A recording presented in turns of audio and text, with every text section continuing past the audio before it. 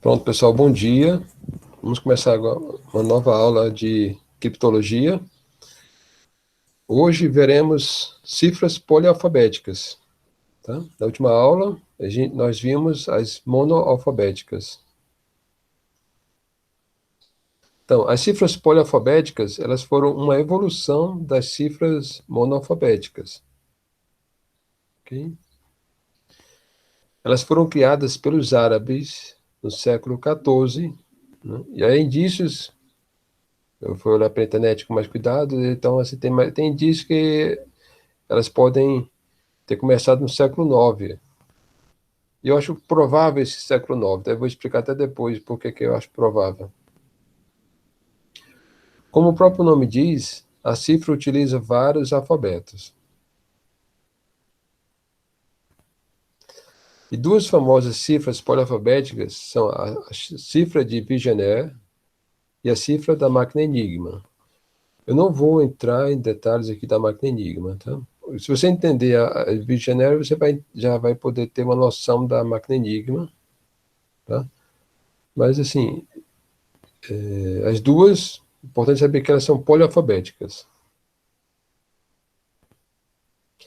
A cifra de Vigenère, né? Vamos ver aqui com mais cuidado, com mais atenção. Ela foi chamada de cifra indecifrável. Para você ter uma ideia, em 1917, a revista Scientific American, não sei se vocês conhecem essa revista, até hoje você pode até encontrar em bancas, registra até a Scientific American Brasil, ela considerava essa cifra impossível de ser quebrada. Tá? O que não é verdade, porque essa cifra foi quebrada no século anterior, no século XIX. Tá? Isso aqui é para você ter uma ideia de que conhecimento que nós temos, né, conhecimento público de criptologia, às vezes não corresponde ao que está sendo aplicado nos, nos, é, nos centros militares, tá? Às vezes a gente pensa que está na crista da onda, mas eles já estão bem à frente. Eles não divulgam, então às vezes levam-se décadas, sei lá, séculos para dizer o que eles já sabiam. A cifra de Vigenère ela vai ser baseada nessa tabela aqui, tá? Ela se baseia nessa tabela, onde você tem uma cifra de César, praticamente é isso, uma cifra de César com deslocamento de 1 em 1, tá? Você percebe que você vai mudando, você vê na diagonal aqui as letras, então são várias cifras de César, 26 cifras de César, cada um com seu deslocamento, um deslocamento de 1, tá? Então você vai encontrar o texto cifrado fazendo como fosse uma tabela aqui onde você tem o X e o Y, né? Para encontrar a posição correta, tá? Você tem aqui, por exemplo, dá um exemplo. Aqui a linha 2 você tem o B e o K aqui em cima. Então, o que está na linha B e coluna K, você tem o L, tá? Vamos ver agora como é que se faz. Como exemplo, eu vou usar a palavra ataque, tá?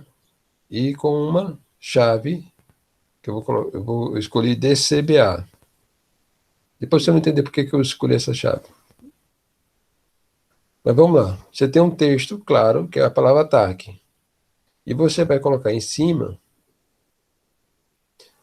a sua chave, tá? DCBA.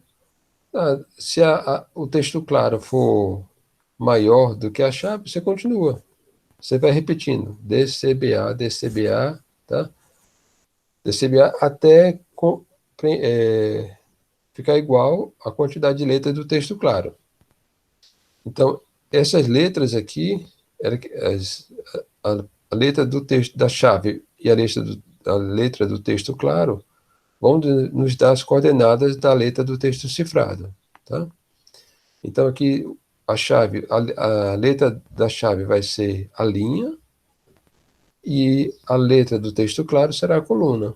Então, nós temos aqui as coordenadas DA, CT, BA, AQ, DU e CE. Tá? Então, aqui embaixo está preparado para nós colocarmos aqui os nossos textos cifrados. Vamos pegar a primeira coordenada. Então, aqui, para poder ficar melhor de visualizar, eu escolhi a chave DCBA, porque aí pega as primeiras letras aqui, tá? Eu não queria usar a tabela inteira, eu queria só usar um trecho para a gente poder ver melhor. Então, vamos lá. DA é a primeira coordenada. Então, nós temos a linha D na coluna A, que corresponde também ao próprio D. Tá? Coincidiu. A D, mas o texto cifrado é o A, tá? Da palavra ataque. Mas ela foi transformada de A, transformada em D. A segunda coordenada tem o C e o T. Temos então, a linha C e a coluna T. Virou V. Então, o T vira V. Ok? Na terceira coordenada, nós temos B e A. Tá? Linha B, coluna A. Então, o texto claro, que era o A, virou B. Na quarta coordenada, nós temos AQ. Tá? Primeira linha, o A. Na coluna Q, então, o Q continua Q. Não mudou nada. Na quinta coordenada, nós temos DU, então, na linha D, coluna U, nós teremos o X. Então, tá aqui. Então, o U se transformou em X. E na última letra, coordenada CE, nós temos linha C, coluna E, então virou G. Então, o E se transformou em G. Tá? E agora nós podemos preencher nossa tabela com texto cifrado DVB QXG. Então, aqui é nosso texto cifrado. Dá trabalho, tá? Fazer isso aí dá um trabalho danado. Existe a abordagem modular, que é mais simples, eu acho, né, mais rápida de se trabalhar. Vamos ver. Codificando cada letra por números, tá? Do 0 até o 25, ou seja, os restos da divisão por 26, fazendo então as devidas alterações, nós temos a palavra ataque, vai se transformar nesses números. 0, 19, 0, 16, 24. Tá? E a nossa chave, 3, 2, 1, 0. Então, você coloca aqui o texto cifrado, 0, 19, 0, 16, 24, somados com 3, 2, 1, 0, que é a nossa chave, e continua de novo, 3, 2. Né? Se fosse um texto maior, uma mensagem maior, repetiria aqui 3, 2, 1, 0, 3, 2, 1, 0. Ora, é só somar, tá? Tirando o módulo 26. Então, aqui foi tudo muito fácil. E aí nós chegamos à nossa mensagem cifrada. Tá? Então está aqui. Nesse slide tem todo o nosso trabalho aqui de cifrar. É bem mais simples do que ficar olhando várias vezes aquela tabela. Bom, eu acho, né? Ok? As cifras polialfabéticas elas foram um avanço com relação às cifras homofônicas, que nós vimos lá na nossa última aula. Nas cifras homofônicas, uma letra ela pode ter várias representações, tá? Mas cada representação está associada a uma única letra. O que isso quer dizer? Vamos entender melhor. Isso quer dizer o seguinte, você tem lá um texto cifrado, você pegou a mensagem, né? Capturou a mensagem. E você vê a letra B, por exemplo, lá uma letra B, você sabe, um texto homofônico, uma cifra homofônica, que aquele B vale somente uma letra. Então, toda vez que aparecer o B, você sabe que é aquela letra, tá?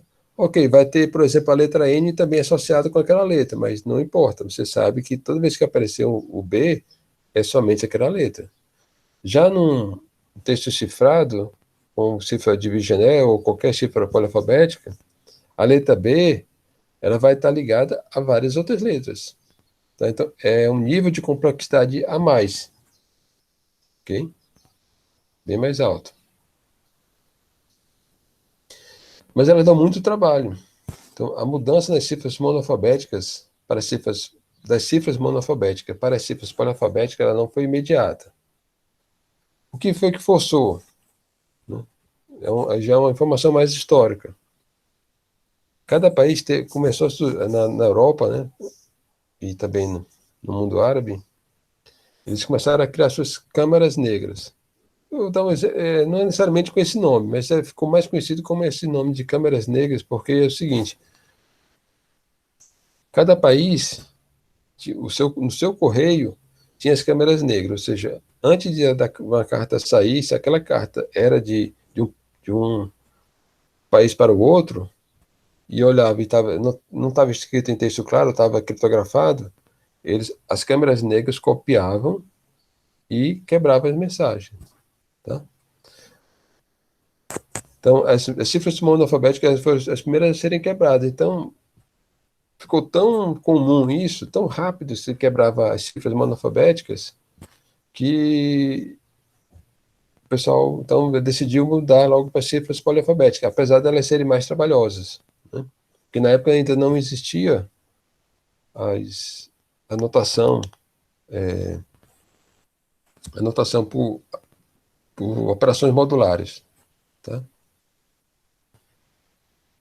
Então, assim, e aí veio uma evolução disso, a máquina Enigma, que eu não vou entrar em detalhes, mas ela é basicamente aquela a cifra de Vigené, só que embaralhada de uma forma bem mais aleatória, não certinha, né? Como tá a gente vendo ali, que é sempre a cifra de César. A máquina Enigma não, ela embaralha de forma bem mais complexa, né? E tem uma rotação através de rotores, que se usa através de rotores, onde um rotor vai mudando o próximo alfabeto, tá?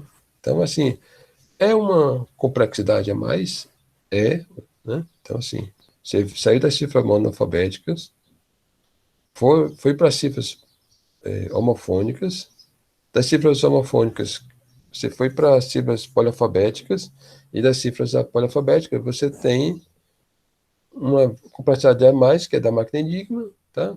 E esse foi o máximo que se chegou. A partir daí,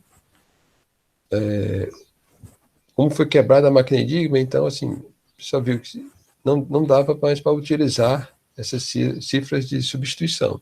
Tá? Aí partiu a partir a partir, após a Segunda Guerra Mundial, passaram a utilizar mesmo a matemática. Tá? Ou seja, essa parte mais simples, ela foi totalmente colocada para virar fato histórico, porque não tinha mais nenhuma utilidade, não dava mais para usar em ambientes militares. Tá?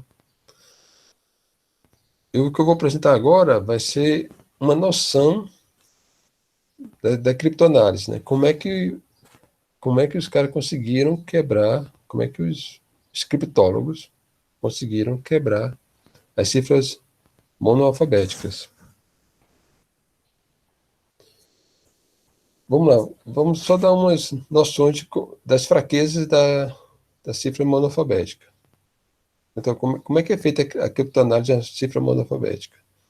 Por muitos séculos, as cifras monoalfabéticas elas foram consideradas inquebráveis, tá? Mas elas apresentavam algumas desvantagens. A principal desvantagem é que uma letra será sempre substituída pela mesma letra, tá? Com isso, letras repetidas como SS, RR ou OO, no caso do português, seriam facilmente identificadas. E também combinações comuns de letras também seriam facilmente identificadas. No inglês, nós temos o TH, que aparece muitas vezes. E no caso do português, nós temos o A e o O, com o ão. Tá? Então, com essas fraquezas e mais uma outra coisa que eu vou apresentar aqui para vocês. Tá? Isso contribuiu para extinguir de vez as cifras monoalfabéticas. Agora, essa frase eu tirei aqui do livro dos Códigos, que é o livro que eu tenho. Eu acho essa frase assim, bem interessante. Ele diz o seguinte: a criptoanálise ela só pôde ser inventada depois que a civilização atingiu um nível suficientemente sofisticado de estudo. Porque até hoje essa frase é verdade.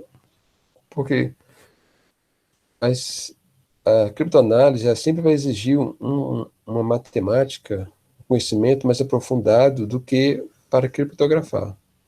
Tá? Então, é sempre aquela luta, né, de gato e rato, né? Se aumenta no nível, vai aumentar em outro nível. O adversário vai aumentar o nível também, né? Então, assim, hoje, como a criptologia ela está muito baseada em matemática avançada, para poder você quebrar isso, você tem que ter uma matemática mais avançada. Então, sempre vai exigir um nível maior. A criptoanálise ela anda sempre precisando de uma tecnologia ou de um conhecimento sempre mais avançado do que a criptografia. Agora, os árabes, elas foram os primeiros criptoanalistas da humanidade, tá? Então, a criptoanálise ela foi criada pelos árabes. E esse fato, apesar de parecer meio estranho, ela não é uma mera coincidência, pois os árabes eles foram o povo mais culto do mundo entre os séculos 8 e 13. Tá? Isso aconteceu por vários motivos. Primeiro, eles aprenderam como fabricar papel. Isso tem uma história, assim, uma parte histórica que a China é que dominava a fabricação de papel. E eles estavam sendo atacados pelos mouros não, pelos hunos, né? E pediram a ajuda dos mouros, né? Dos muçulmanos. E os muçulmanos foram lá, ajudaram e acabaram capturando prisioneiros e tudo, então acabaram adquirindo esse conhecimento. Então eles voltaram, tá? Para os seus países com esse conhecimento de fabricar papel, desenvolveram. Isso tudo aconteceu durante o Califado Abássida, que foi o califado mais curto de todos. Foi um califado assim, que realmente foi muito impressionante. Eles valorizaram o conhecimento, assim, ao ponto de você, que foi a capital desse califado, não sei se você. Peraí, só um minutinho. Vocês sabem o que é califado ou não? Já ouviram essa palavra? Eu estou falando aqui sem saber se vocês sabem. Já ouvi, mas eu não lembro, não me recordo. É como se fosse a dinastia. A gente usa dinastia, que é uma família que está assumindo o poder, né? Durante vários séculos. Então, o califado é mais ou menos uma que a gente entende por dinastia, uma família que toma o poder. No caso aqui seria o califa, que seria o equivalente ao imperador. Tá? Então, esse califado ele não causou confusão com outras religiões, então ele incentivava que as pessoas fossem até lá para Bagdá. Chegou um ponto assim de o povo ficar tão culto que na periferia da cidade chovia bibliotecas, livrarias, então assim, foi impressionante essa época aí do conhecimento, dessa época de conhecimento do povo muçulmano. O califado que veio depois, aí não, aí acabou indo para outros rumos, tá? Então, juntando todo esse conhecimento, foi que permitiu, foi o único povo na época que tinha condições de partir para a criptoanálise. Então, eles descobriram então, a primeira técnica de criptoanálise, mas como é que eles fizeram isso? Análise de frequência das letras. Tá? Mas o que motivou? Os árabes, eles primeiro contaram as palavras no Alcorão. Tá? E depois eles contaram as letras. Com esses dados, é que eles descobriram que as frequências de letras é um padrão de cada idioma. Ok? É uma coisa, então, uma característica. Então, assim, por exemplo, uma distribuição de frequência do inglês. Tá aqui, eu estou dando um exemplo. Tá? Você percebe, então, qual é a letra mais comum no inglês? A letra E. Né? Qual é a vogal mais... Vogal não, a vogal é o E, mas assim, a consoante, a letra T. Né? É o T. No inglês é o T. Vocês entenderam? Então, com esse perfil do idioma, você consegue identificar quais as letras que estão mais comuns no texto cifrado. Aqui é o espanhol, por exemplo. No espanhol, você tem a letra E também, né? Mas você tem uma letra A bem mais comum também do que no inglês. No inglês o A era bem menor. Aqui ele está quase igual com a letra E, tá? Aqui você vê que o S seria a consoante mais comum, tá? No espanhol.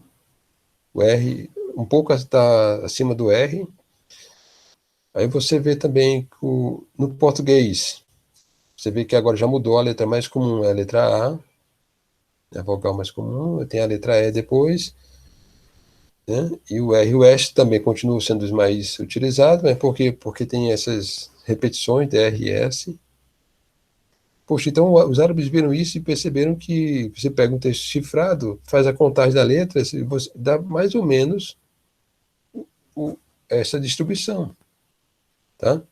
Se não for igual, já vai ser um chute direcionado, já diminui as possibilidades, tá?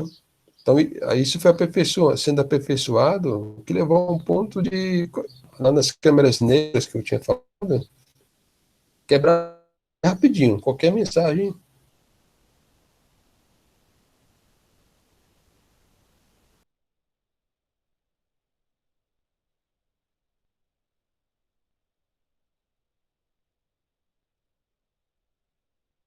seria se utilizássemos a cifra de Vigenère com uma chave do mesmo tamanho da mensagem. Aí, vamos lá. Pode repetir um pouquinho o finalzinho da última parte, do último slide? Que eu acho que a sua internet falhou. Então, tá.